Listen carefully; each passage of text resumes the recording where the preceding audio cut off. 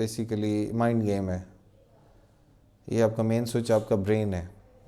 अगर आपका brain focus, बहुत से यंग लड़के भी आते हैं जी हमने बचपन में गलतियाँ की हैं। हाँ, ओल्ड एज में कोई ख़ास एज के बाद आपके टेस्टोस्टेरोन या हार्मोनल तो नहीं लूँगा, लेकिन बहुत सारे हैं जो कि लोअर लेवल पे प्रैक्टिस कर रहे हैं, वो इस चीज़ को मैनिपुलेट कर लें। तो अस्सलाम वालेकुम, मेरा नाम डॉक्टर अली शानदार दुरानी है। मैं इस वक्त consultant urologist Sheikh Zayed hospital Lahore में काम कर रहा हूँ। आज का हमारा टॉपिक है erectile dysfunction. Erectile dysfunction sexual health का एक पार्ट है और काफ़ी ज़्यादा कॉमन है। मोर देन 90% जो पाकिस्तान में मैंने देखा है कि पेशेंट को साइकोजेनिक होता है, जबकि जेन्युइन पेशेंट जिनको प्रॉब्लम होती है वो 10% होते हैं। इरेक्टाइल डिसफंक्शन मुख्तलिफ़ तरीके से लोगों ने प्रेजेंट किया है। मिसाल के तौर पे वो कहते हैं जी उतना तनाव नहीं महसूस होता, या समटाइम सेक्सुअल एक्टिविटी के दौरान हम लूज़ कर जाते हैं, और कुछ पेशेंट्स की तो बिल्कुल ही इरेक्शन डाउन होती है। मोस्टली जो बिल्कुल इरेक्शन डाउन होती है उनकी फिर मल्टीपल कॉजेज़ होती हैं। उनको हम अच्छी तरह इन्वेस्टिगेट करने के बाद फिर उसकी ट्रीटमेंट स्टार्ट करते हैं। जिन पेशेंट्स जैसे स्पेशली जो नए रिलेशनशिप में आते हैं और कहते हैं जी हमारे अंदर वो तनाव नहीं है, तो मोस्टली वो साइकोजेनिक ईडी से गुज़र रहे होते हैं।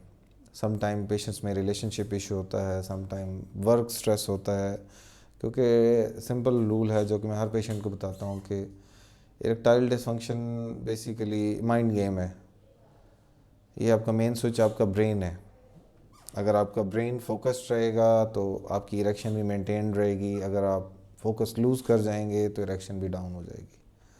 अब होता ही है कि कुछ पेशेंट जैसे कोई माशी मसाइल से गुज़र रहे हैं, कोई फैमिली में लड़ाई हो गई है, किसी किस्म का भी कोई मतलब जॉब से रिलेटेड इश्यूज़ हैं, स्ट्रेस में से गुज़र रहा है, और when he goes to perform sexual activity, तो अगर उसके माइंड में अचानक वो बातें आना शुरू हो जाएं तो ultimately he loses his focus on sex, और फिर एक्शन कम हो जाती है और फिर वो फील करता है शायद मैं मतलब फंक्शन सही नहीं कर पा रहा।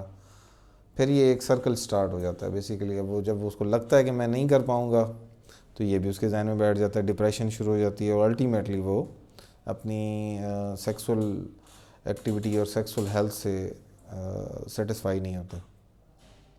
बहुत से यंग लड़के भी आते हैं जी हमने बचपन में गलतियाँ की हैं, तो एनीवे गलतियाँ हर किसी से होती हैं, but it's usually not related to them.